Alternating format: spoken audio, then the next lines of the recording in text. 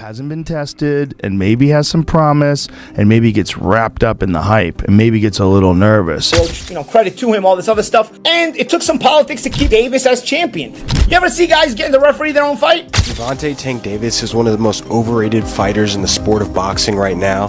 And not because of his skills, but because of his resume. And resume does matter. Joe Rogan attacks Gervonta Davis, criticizing his performances and claiming he is overrated. He contends that a real champion never kneels, must demonstrate dominance in the ring at difficult times. Rogan thinks Davis's reputation is exaggerated and that he hasn't actually experienced hardship.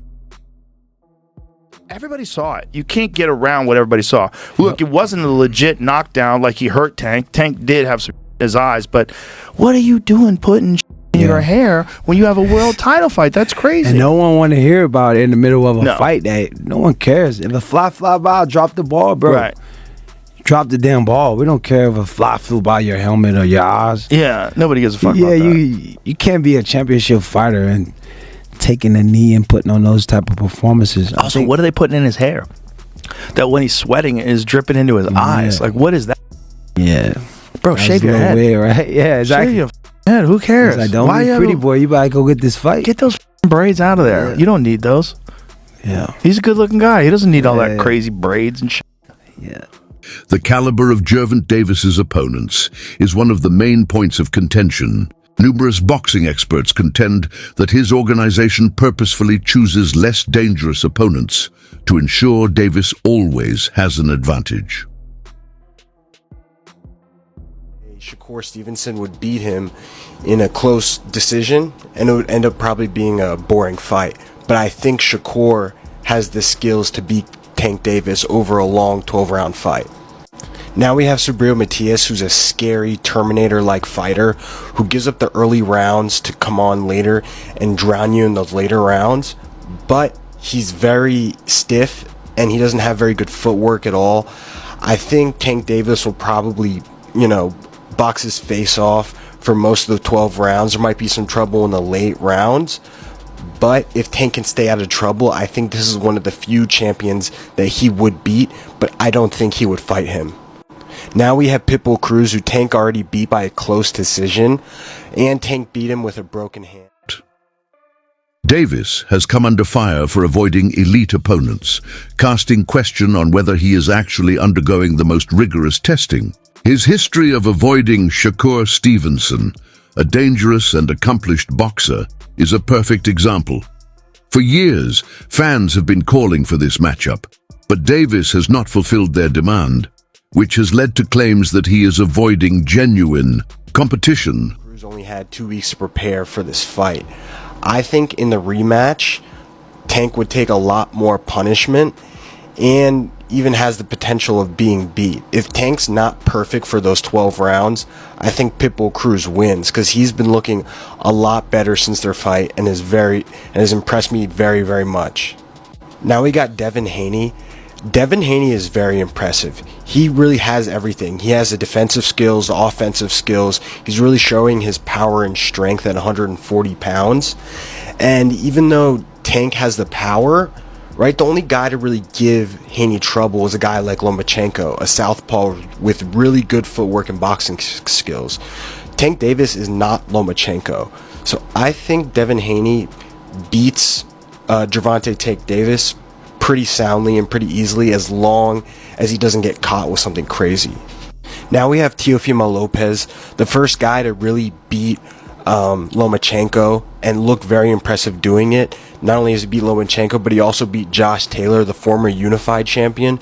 Both very impressive victories, and even though he's been kind of inconsistent and doesn't fight as good when he fights lesser opponents, I think he has all the skills he needs to beat Tank Davis. He has the speed, athleticism, the counters, the blocks, everything you would need to beat Tank, right? So I have Teofimo above Tank as well. If Tank wants to be great, he's going to have to fight one of these guys. And Frank Martin isn't really going to do much for his stock. He's got to beat another champ. It has often been alleged that Davis picks and chooses his battles in order to keep his record perfect. Following his fight against Lamont Roach Jr., when many felt Davis's flaws were finally shown, these charges become more serious.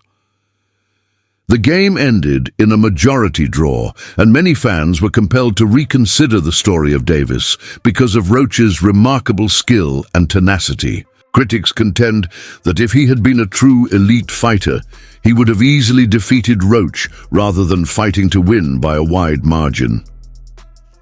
That fight with Tank and Lamont Roach shows y'all how protected Tank has been for the past several years.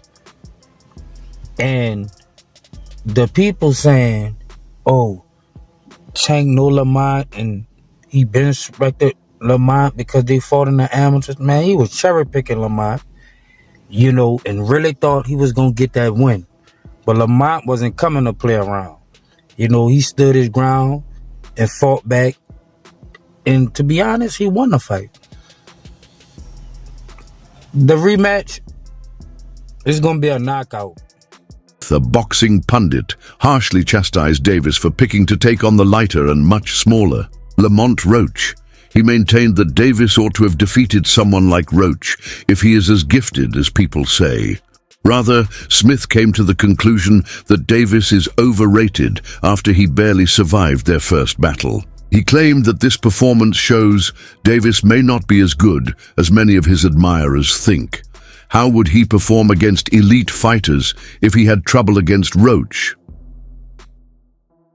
Smart dude, bro, and he said you really should have waited. No, you should have waited. You should have waited for a little bit more time. You stuck your head out there a little too soon. And he was right. He was absolutely positively right. Oh, left uppercut.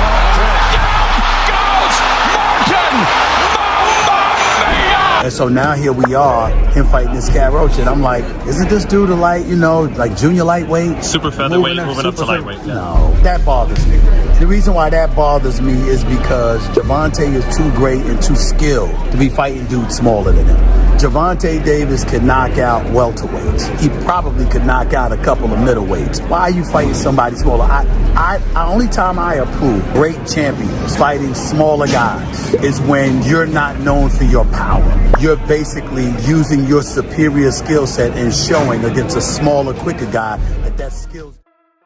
Those that put money before their legacy are regarded as prize fighters in boxing.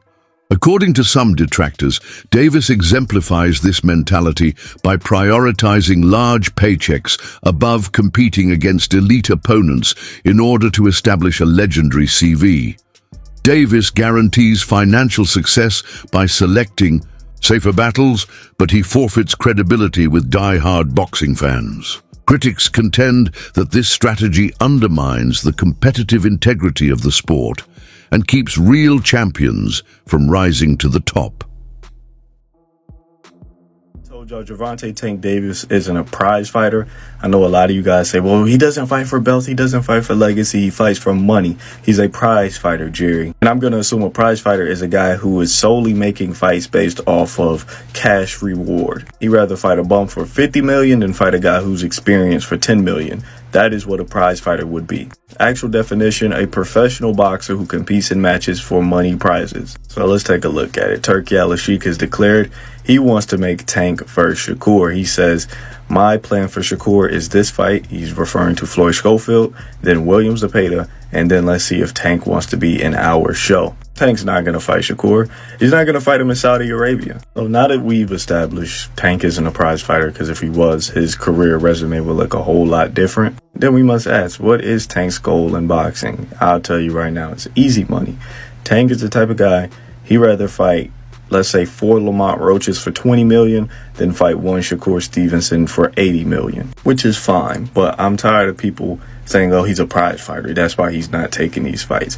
He's not a prize fighter. The biggest money fights is Haney, Ryan, Tio, Shakur, and Loma. He's not even going to take half of those fights. So please, guys, all my Tank fans, all my guys who claim Tank is a prize fighter, that's why he's not fighting for the belts, please stop it. This guy's not a legacy fighter. He's not a prize fighter. He's just a guy who enjoys easy paydays. And like I said, There's nothing wrong with that. Just stop misleading people with your comments. Many people in the boxing world think that politics now influences results more than skill, and that the sport has grown more and more manipulated. Concerns regarding unfair judgment, biased promotions, and preset outcomes that favor marketable boxers over the most talented have been voiced by both fighters and spectators. As a result, there is now more doubt over the validity of championship bouts. Like boxing's pretty rigged overall. Oh, yes, rigged, dude. I mean, so many politics, even with, MMA, man, there's so many politics. There's no more art anymore. It's just, let's get an influencer in there. I get it. It's like generating money because our attention span is so short. You look at clips now, it's like 7 seconds. I saw a dude slamming a lady the other day and they were like, oh my God, that dude is, I'm like, well, what the do? I'm just gonna pick somebody and slam them. Where's the whole video? And our attention span is just so small. So money talks, of course. Yeah, let's get an influencer in there who has no style, but it draws attention. It's just dumb. Joe Rogan has also discussed the problem of boxing corruption. He contends that boxing is an amazing sport, but only if the results aren't tampered with. He thinks that behind-the-scenes agreements frequently settle battles before they even occur, eliminating the spirit of true competition.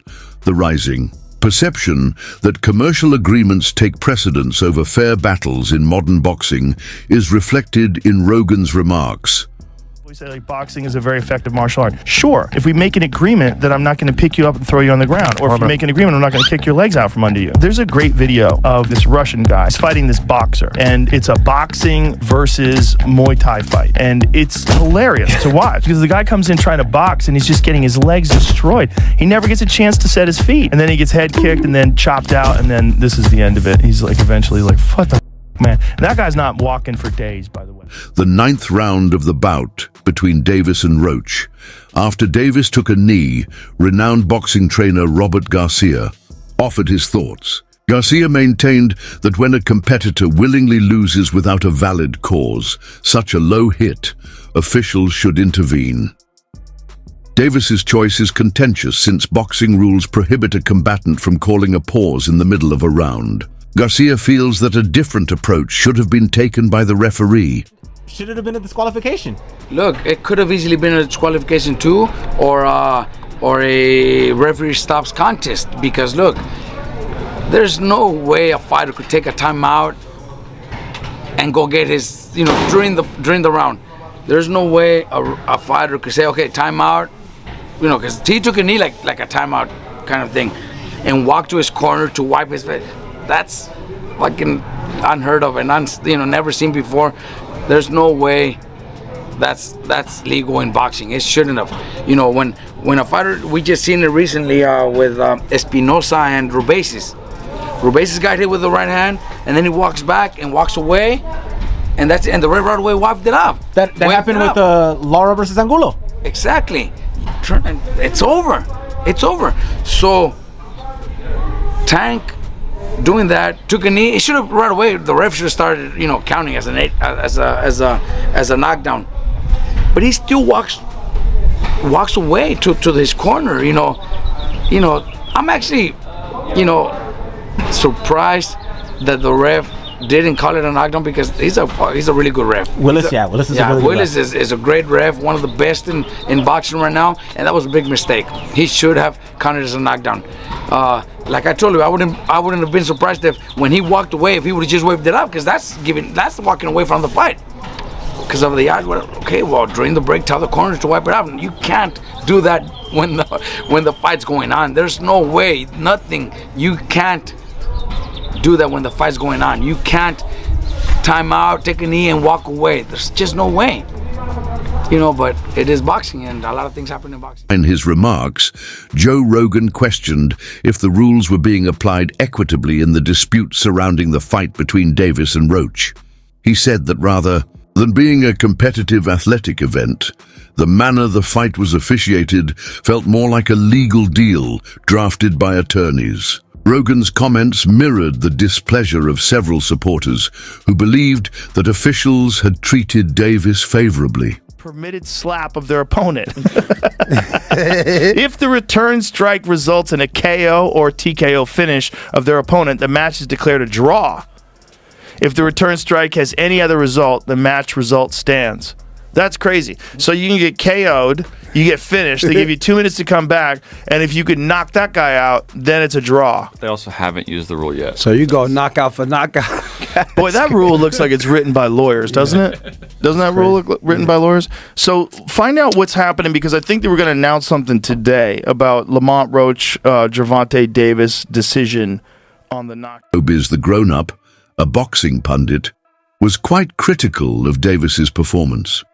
He emphasized that there was no justification for Davis's poor performance because he had a skilled trainer in Calvin Ford and plenty of preparation time. The adult felt that Davis ought to have performed with much greater dominance given his riches and expertise. I don't know exactly how the fight would have played out if it was ruled a knockdown real time. All right, Gervonta would have definitely changed his approach, and so would Lamont Roach. So you can't really say that everything would have remained the same. So you can't overturn it. He also expressed his opinion, stating that Davis did not properly protect his title. He observed that Lamont Roach battled more resolutely and urgently, in contrast to Davis, who seems content with just getting by. This made others wonder about Davis's mindset and whether he really possessed a champion's heart. Former analyst and boxer. He's a champion. He got to defend his title. Like I said, they both was looking at each other. And then finally, after Tank will be the one to throw the first punch. He felt like he wanted to retain his title. Lamont Roach felt like he was just happy to be there and get the success. He wasn't trying to take the title. And I'm saying that even from the last round, the final 20, 30 seconds of the last round, he wasn't throwing no punches. He looked at him and got caught with a jab. You can't close the show with a guy like that, with a guy like Tank Davis like that. Now, if he'd have had a knockdown or something, like a real knockdown or something, maybe he feeling, but you can't stop until the bell ends. You can't, even if you're being active and slipping and sliding and something, he just standing there looking at him. I don't know. I didn't understand that. I don't understand why fighters sit there and look at each other for a long time. Change the angle. Keep a rhythm in your way. Snap a jab. Do a feint. Ain't no need of you standing there looking at no man for 20 seconds in a fight. That don't make sense. But so I think, like I say, Lamont Roach, he will be kicking himself in the ass that he didn't do more, but grateful that he did enough. Holly Malignaggi asserted that politics, not performance, was the reason Davis was still the champion. He argued that more than Davis's real competence in the ring, behind-the-scenes elements contributed to his continued success. Many supporters concurred, thinking that Davis's advertising crew meticulously oversees his career to maintain his perfect record. Tank Davis is fighting a minus 1600 as your main event odds is crazy to me, dude. That's crazy. That underdog lived up to the hype. He ended up, overperforming. Lamont Roach, credit to him, all this other stuff. And it took some politics to keep Davis as champion. You ever see guys getting the referee their own fight? Dude, anybody else takes that knee, you're getting counted, bro. The referee, actually, his instinct, if you watch that, the referee's instinct was to count. If you notice, Steve Willis started counting, and then he looked at the timekeeper outside the ring, wasn't counting, and he stopped counting. So you get to call your own timeout. Earlier in the fight, if you saw that shoulder barge that Tank did to Roach in the clinch, he didn't get a warning, but Roach's reaction got the warning. This is the politics we're dealing with. You keep doing this, you're looking at short-term money and long-term destruction. Fans began to question if Davis is as good as his reputation implies after his battle against Roach. People questioned if Davis had been overhyped after witnessing a relatively unknown boxer confront him so forcefully. How would he respond to genuinely elite competition if he had trouble facing Roach? As a result of these worries, doubts about his skills grew. Tank Davis versus Lamont Roach rematch is being targeted for June 21st in Las Vegas. Now, it's good that they're running it back without wasting any time because Roach absolutely deserves a rematch. I thought he outboxed Tank the last time around. He came up a division as a gigantic 10-1 underdog, and he was the one on the front foot, landing his jab, the body shots, the combinations, throwing a lot more volume. I had it 7-5 Roach, and the no knockdown in round 9 was the reason it was a draw. If that knockdown was scored, that would have been a decision for Roach. But with all that being said, I do like Tank a lot more in the rematch. I thought he fought way too much on the back foot in the first fight, especially the first few rounds. He would land 1 or 2 punches per round, but as he started becoming the aggressor in the later rounds, he kept landing a lot more left hands and body shots. You know, so Tank just needs to make this a dogfight, get into more exchanges, and that's where he'll land a lot more punches on Roach. When he's sitting on the back foot waiting for a counter, that's where Roach is comfortable and winning most of the rounds. So if Tank can fight the same way he did against Ryan Garcia, rounds 3 to 7, against Mario Barrios in the later rounds, or Frank Martin round 4 to 8, if he's the one on the front foot, then I do think he'll stop Roach in the rematch. A lot of boxing fans and commentators think Davis won't face Lamont Roach again. This opinion is based on Davis's track record of avoiding difficult rematches, such refusing to face Ryan Garcia again. Critics contend that Davis would rather face opponents he is confident he can defeat than take a chance on a new competitive challenge. The idea that Davis has meticulously preserved his perfect record is further supported by this trend. We'll never see that fight happening again. It just will not happen. Gervonta Tank Davis doesn't like hard fights. It's that simple. We've seen it over and over. He fought a Ryan Garcia drained. He fought a very inexperienced Rolly Romero. He will not fight Devin Haney. He will not fight Shakur. He will not fight Pitbull Cruz again. He will not fight Lamont Roach again. He will not fight Tefimo. He will not fight He will not fight those guys. That's just not who Tank